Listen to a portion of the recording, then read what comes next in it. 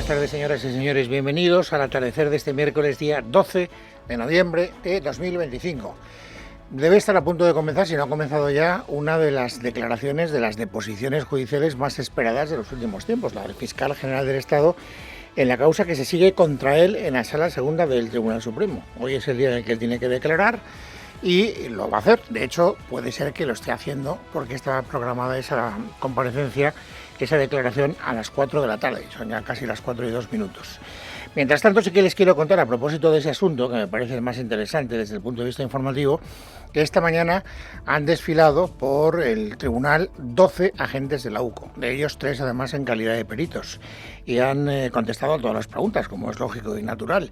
Dicen los expertos que las cosas no han ido bien para el fiscal general del Estado, que han hecho algunas declaraciones que se pueden calificar de demoledoras. Miguel Ángel Pérez, bienvenido, buenas tardes. Buenas tardes, Luis. Pues demoledora declaración de los 3 agentes de la UCO que han participado en la prueba pericial durante el juicio contra Álvaro García Ortiz y que han situado la filtración de los correos electrónicos sobre la negociación reservada entre el abogado de Alberto González Amador y el fiscal del caso, Julián Salto, en la mismísima Fiscalía General del Estado. ¿Quién tiene esa información?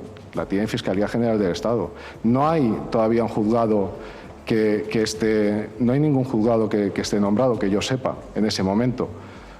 Y la documentación completa obra ahí. Para nosotros es un precedente bastante claro porque muestra un modus operandi de recabar información y después presuntamente filtrarla. Es decir, la Fiscalía recababa información para después filtrarla. Según el agente de la UCO, además, se aprecia un dominio a todos los niveles del fiscal general del Estado durante el proceso de filtración. Bien, hablan ustedes de Fiscalía General del Estado, no de Fiscal General del Estado. No, pero... en ese momento y respecto a estos mensajes de WhatsApp. Sí, vamos a ver. Lo está diciendo ahora mismo usted, se está refiriendo constantemente a la Fiscalía como institución. Claro, pero durante todo el proceso lo que se ve es un dominio a todos los niveles del fiscal general del Estado. Y el papel del fiscal general también fue muy activo durante la difusión de la polémica nota de prensa del 14 de marzo de 2024 que incluía frases textuales de los correos electrónicos reservados. Es el fiscal general, es desde la Fiscalía General, donde se marca, donde quien dice y quien mueve esa nota de prensa y cuándo se va a dar, y quien tiene la urgencia de darla. Los peritos de la UCO también han podido certificar que no pudieron acceder a los mensajes de WhatsApp y al correo electrónico del fiscal general del Estado porque había borrado su teléfono móvil y había eliminado su propia cuenta de correo. Bueno, esto que nos cuenta Miguel Ángel Pérez es lo fundamental desde el punto de vista de lo que han sido las testificales más destacadas de los peritos. Pero también, para que ustedes tengan una información completa de lo que ha ocurrido esta mañana, me interesa mucho que atiendan algunos detalles a propósito de cuál ha sido la estrategia de la defensa. En este caso, la defensa además es dual. Por una parte está el abogado defensor, la abogada defensor, que además es abogada del Estado, una curiosidad muy razonable, y luego además está el fiscal, que como el que se sienta en el banquillo es su jefe, pues muchas veces el fiscal actúa como abogado defensor más que como fiscal. Bueno, tenían mucho interés, tanto uno como el otro, por tratar de sembrar la duda a propósito de la limpieza del registro que se hizo en el despacho del fiscal general del Estado cuando comenzó la causa. Un registro ordenado, como ustedes saben, por el juez Hurtado del Tribunal Supremo. Es más, en las cuestiones previas de este procedimiento se pidió la nulidad de las actuaciones porque se consideraba que ese registro había sido, inválido. Había invadido una serie de territorios que no le correspondían. Y hoy es muy interesante ver cómo las preguntas del fiscal y del abogado o de la abogada han ido dirigidas en esa dirección. Por ejemplo, han querido saber qué es lo que se incautó la Guardia Civil cuando entró en el despacho del fiscal general. ¿Solo aquello que había ordenado el juez Hurtado o también el correo personal del fiscal general del Estado? De tal manera que el perito ha dejado claro qué es lo que hicieron. La entrada de registro en el despacho de la Fiscalía General del Estado se aprendió material procedente del ordenador de sobremesa, de la nube que estaba también autorizado por el Tribunal Supremo, que básicamente después se vio que había archivos coincidentes, y después recuerdo también que personal de la Fiscalía aportó un disco duro que habían volcado de seguridad del ordenador de sobremesa que se había realizado días antes. Bueno, no sé si esta es una respuesta satisfactoria o no para los intereses de la abogada del Estado del fiscal, lo ignoro, no lo sé, pero desde luego ellos han querido ir por ese camino porque yo creo que procesalmente, de acuerdo a su estrategia de defensa, era una pregunta clave, como también saber si se habían incautado de todos los correos, porque claro, aquí había un mandato del juez del Supremo para incautarse los correos desde el día 8 de marzo. Pero, ellos se incautaron de más. Querían saber hasta qué punto era inevitable incautarse de más. Y es muy interesante la respuesta que a esa pregunta ha dado el agente interrogado. No se puede hacer una copia de filtrado de fechas en esa copia. ¿Es posible copiar de una cuenta de correo electrónico solo los correos electrónicos a partir de una determinada fecha? No, porque al final, se podría hacer imprimiendo correo a correo, pero le digo que eso llevaría semanas. Entonces lo más lógico en toda copia, igual que en los dispositivos móviles, se hace una copia completa y luego se hace el filtrado. Bueno, este es un asunto que me parece relevante, para que ustedes sepan por dónde van los tiros, sobre todo si lo queremos ver desde la óptica de la defensa. Y luego también ha habido un par de declaraciones interesantes de los agentes hablando de otra derivada, de la que se está hablando muy poco, porque claro, quien se sienta en el banquillo es el fiscal del Estado, ningún político. Pero en la presunta comisión del delito de revelación de secretos pudo haber connivencia política. Y eso es lo que se desprende de algunas de las declaraciones que han hecho los propios agentes de la UCO que, en fin, estuvieron estudiando el asunto. La jefa del gabinete, del jefe del gabinete del presidente del gobierno, es decir, Pilar Sánchez Acera, jefa de gabinete de Óscar López en su momento, tenía un control bastante, concreto y directo de lo que estaba ocurriendo. Por lo menos eso es lo que piensan los agentes. Primera declaración. Se lo envía al señor Lobato. Y el señor Lobato, como pone en el informe, pregunta que de dónde viene. Entonces la señora Sánchez Acera pues no lo tiene claro. Dice, pues llega, está en los medios, pero verdaderamente en los medios no está. De hecho, prueba de ello es que hasta las 9:06 de la mañana, que sale en el plural, en los medios no está. En los medios no está. Es decir, cuando recibe el primer aviso el señor Lobato, en los medios no está. Este es un asunto que yo creo que tiene interés. ¿Y por qué está después? Antes de que Lobato lo esgrima, después de la conversación telefónica por WhatsApp con Sánchez Acera. Pues porque se encarga la propia Sánchez Acera, según el testimonio de los agentes de la UCO, en que eso trascienda a algunos medios. Y ella misma, además, Sánchez Acera, hace una serie de valoraciones como que parece que tiene dominio de la acción, de cuándo se va a publicar, le dice al señor Lobato. Le dice, antes de que tú salgas, va a estar en los medios, lo va a tener todo el mundo. Bueno, esto es lo que les quiero contar de lo que ha ocurrido hasta ahora. Lo más importante es lo que pueda pasar esta tarde, que es la declaración del propio fiscal general del Estado, de Álvaro García Ortiz. No tengo noticia que haya empezado todavía esa comparecencia, aunque, insisto, estaba prevista para las 4 de la tarde. Así que procederé a hacerles un relato, ya les digo que muy sucinto, de lo que ha ocurrido esta mañana en el Congreso de los Diputados. Había un pleno convocado a petición propia, inicialmente porque el presidente del Gobierno quería contarnos qué es lo que había pasado en el último Consejo Europeo. Y luego, conforme pasaban los días, los grupos parlamentarios fueron, aumentando el orden del día y diciendo, oiga, pues aproveche esta comparecencia y pregunte también, o responda, mejor dicho, algunas otras cuestiones. Y ayer se produjo una iniciativa de la Junta de Portavoces muy interesante, que yo creía que podía, ofrecernos un debate distinto al que hemos visto. Y es que el Partido Popular dijo, pues que se introduzca en el orden del día la explicación que debe el presidente del Gobierno a la sociedad española sobre cómo piensa gobernar, siendo así que ya no tiene la mayoría parlamentaria, porque ha perdido el apoyo de uno de sus socios, como es Junts per Catalunya.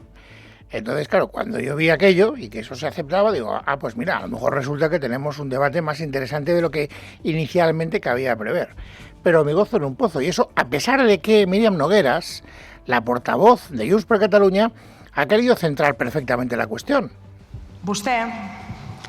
Usted ha bloqueado la legislatura y no se puede escapar de decir cómo piensa gobernar sin la mayoría que necesita. Muchas gracias. Y viva Cataluña libre. Bueno, eso es lo que creía Nogueras. No sé si se lo creía, pero en todo caso eso es lo que ha dicho. Usted no se puede escapar de esa explicación. No tiene más remedio que darnos una explicación. Pero vamos, si de verdad tenía la esperanza de escuchar esa explicación, se le ha ido pronto. ¿Por qué? Porque Sánchez no ha contado nada de cómo piensa resistir. Lo único que nos ha dicho, fíjense qué noticia, es que piensa resistir. Pues yo creo que a ninguno nos fascina la aritmética parlamentaria que salió de las elecciones generales. A ninguno. Porque no hay mayorías consolidadas, porque cada ley pues exige de una negociación y un enfoque distinto. Pues por supuesto que no es fácil, señorías. Pero así es el Parlamento que eligieron los ciudadanos y ciudadanas el pasado mes de julio del año 2023. Y nuestro deber, por tanto, no es ni dinamitarlo ni tampoco bloquearlo, porque las legislaturas pues duran 4 años. Las legislaturas duran aquello que el Parlamento quiere que duren. Señor, iba a decir González porque yo estoy en otra época, señor Sánchez. Quiero decir que cuando uno es presidente del gobierno, después de haber perdido las elecciones, porque hay una mayoría parlamentaria que le investe presidente del gobierno, uno tiene la legitimidad que le da esa mayoría parlamentaria. Y tiene usted toda la legitimidad del mundo. Y esa legitimidad le dura mientras tenga el apoyo de la mayoría del Parlamento. Lo que fija la Constitución es que una legislatura no puede durar más de 4 años. Pero en ningún caso dice que puede durar menos de 4 años. Esto es algo que conviene que la gente tenga clara, porque si no a uno pues, se le pueden torcer algunas ideas. Y usted no tiene la mayoría del Parlamento. No la tiene.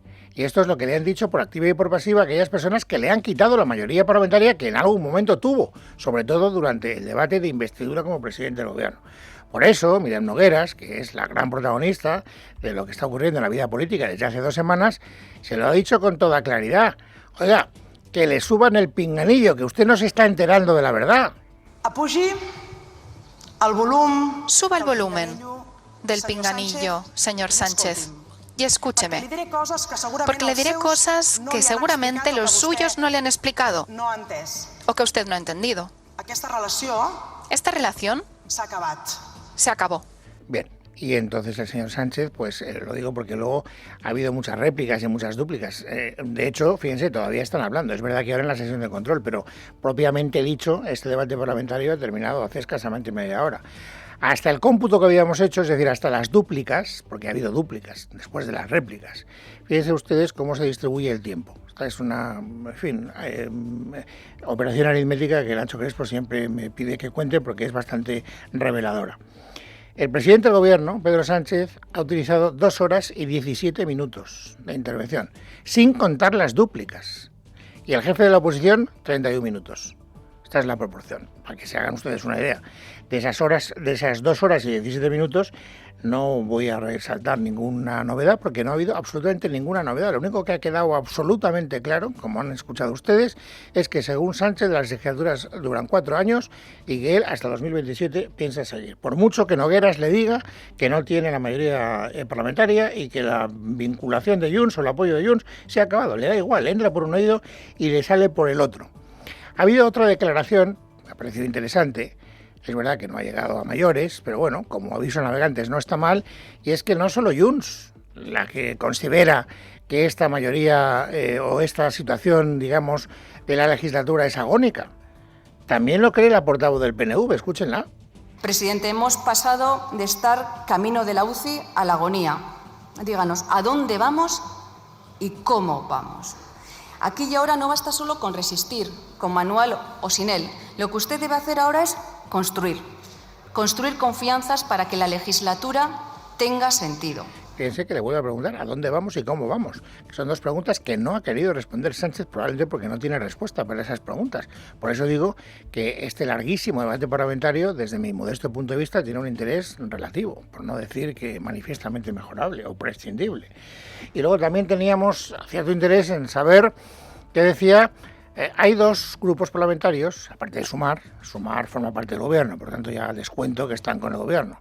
Fuera de lo que es el Banco Azul hay 2 grupos parlamentarios que se significan por una especie de fidelidad perruna, que son por una parte Bildu y por otra parte Esquerra Republicana de Cataluña, que además está en guerra particular con Junts, como se ha visto hoy claramente de manifiesto durante las intervenciones de Gabriel Rufián. De hecho, uno de los momentos más interesantes, parlamentariamente hablando, ha sido cuando el señor Rufián ha dado a entender que esta legislatura puede acabar porque Junts quiera que acabe. Escúchenlo. Lo único que les puedo decir es que aquellas que duden de que Junts se quiere cargar esto, desconocen que para Junts Cataluña no es su patria, es su negocio. Y la están perdiendo. Así que o la recuperan o la destruyen, simplemente. Y que quizá con esta gente no compartan bandera, pero comparten intereses y amos. Por eso él no descarta que haya una moción de censura que finalmente puedan protagonizar a la Limón, porque sería aritméticamente imprescindible que así sucediera, el Partido Popular, Vox y Junts per Catalunya. Se lo ha explicado después al programa Al Rojo Vivo con toda la claridad del mundo. Vuelvan a escuchar. Solamente hay dos opciones, ya lo he comentado, o elecciones Feijóo, o elecciones Sánchez, o moción de censura Feijóo. A ver quién aguanta más la presión. Yo creo que Sánchez ha demostrado sobradamente la capacidad que tiene para aguantar presión. O sea, ¿qué aguantará Sánchez? En otro momento de esa misma entrevista ha dicho, bueno, yo creo que Feijóo aguantará menos la presión. O sea, que a lo mejor si le piden mucho de la moción de censura la acaba presentando. Pero claro, esto ya es harina de otro costal.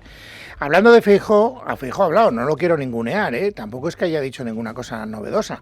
Ha hablado mucho de la corrupción, ha utilizado este debate para recordar todos los casos que penden de la cabeza del presidente del gobierno como una espada de Damocles, y luego ha dado su particular versión, que ya hemos oído otras muchas veces, de por qué el presidente del gobierno quiere seguir siendo, a pesar de todo, a pesar de todos los pesares y a pesar de no tener mayoría parlamentaria, presidente del gobierno.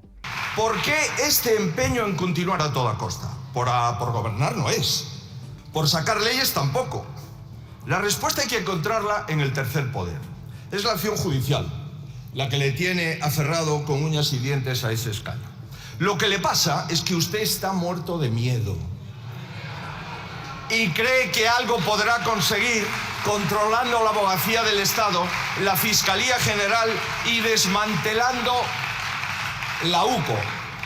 Bueno, el problema que tienen estos debates es que al final, en sede parlamentaria, volvemos a escuchar lo que los actores de la vida política dicen después cuando tienen una rueda de prensa o un encuentro informal con los medios de comunicación. Por eso digo que no hay absolutamente nada nuevo bajo el sol. Esta misma reflexión se la hemos oído muchas veces al señor Feijóo. Lo que pasa es que efectivamente hay algunos pronunciamientos que dichos, o escuchados, mejor dicho, en sede parlamentaria, adquieren un relieve mayor. Ha habido un momento en el que Feijóo, el jefe de la oposición, como es su deber, le ha recordado al presidente del gobierno que no se puede gobernar de espaldas al Parlamento, que es algo que, como ustedes saben, dijo el señor Sánchez alguna vez: si tenemos que gobernar sin el Parlamento, gobernaremos sin el Parlamento. Ha habido un momento en el que Feijóo ha llegado a hacer en voz alta esta consideración. ¿Pero usted qué se cree? ¿Que las Cortes son un adorno? ¿Usted se cree que el Congreso de los Diputados, que las Cortes Generales son un adorno? ¿Que los diputados y diputadas somos secundarios y el único protagonista de su ficción es usted? Y dirán ustedes, ¿qué ha contestado el señor Sánchez a esto?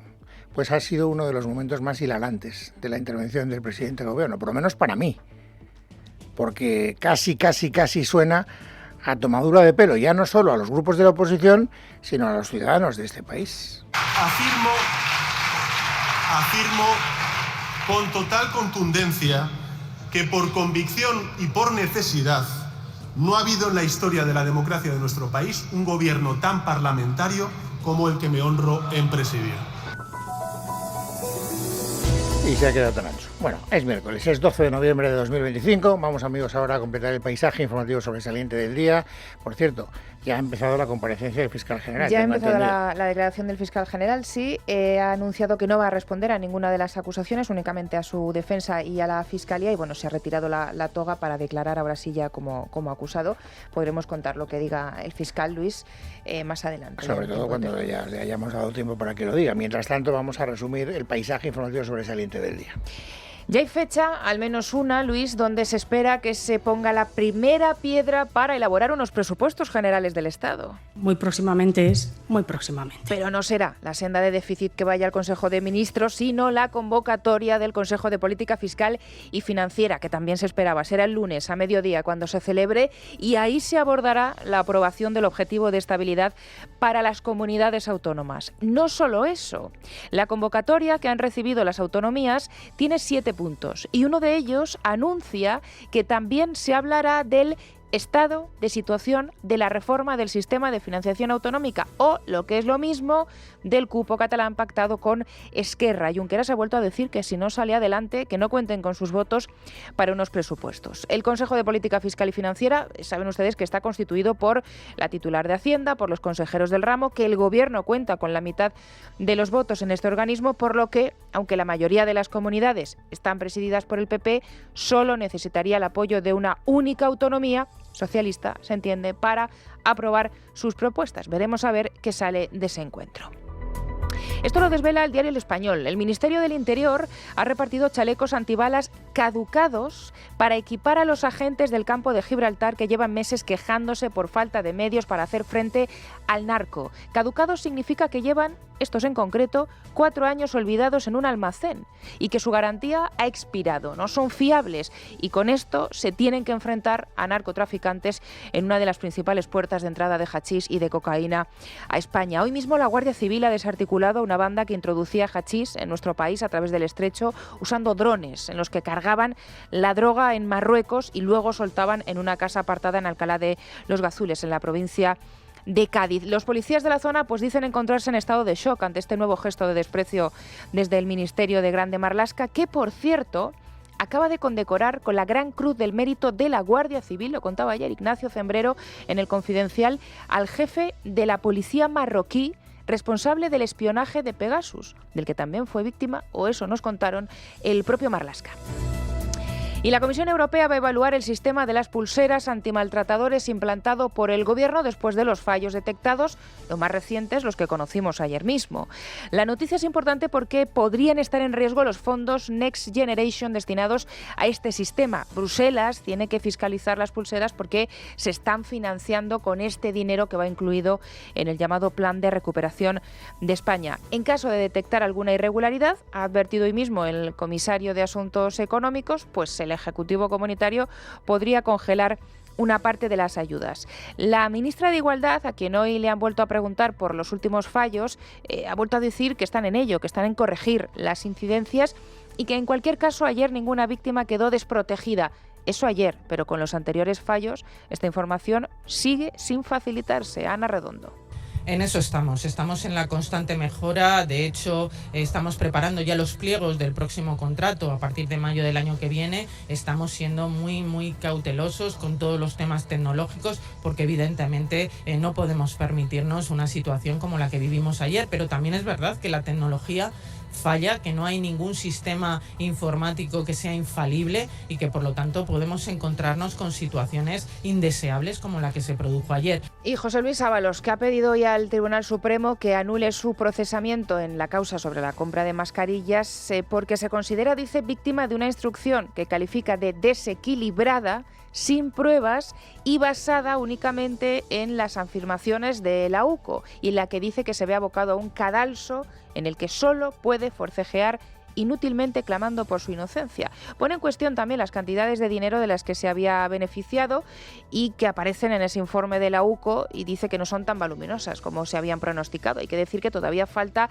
información por conocerse respecto al patrimonio de Ábalos y que en ese informe sí que se detectaban rutas de pago desde Colombia gestionadas por su hijo con destino a la cuenta bancaria del propio Ábalos. Y una cosa más, esta noticia también habla de dinero, de mucho dinero y del que sale de nuestros bolsillos, en concreto de la nueva tasa de basuras, que sigue generando 7 meses después una gran indignación entre los contribuyentes de toda España. Pero las novedades son que este asunto podría acabar en los tribunales.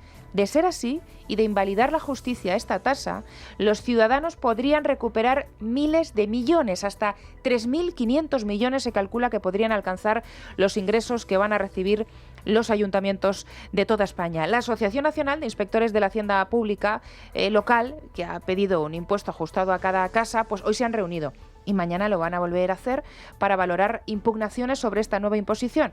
Es mucho dinero, Luis, la batalla no está perdida, como ya ocurrió con la plusvalía municipal.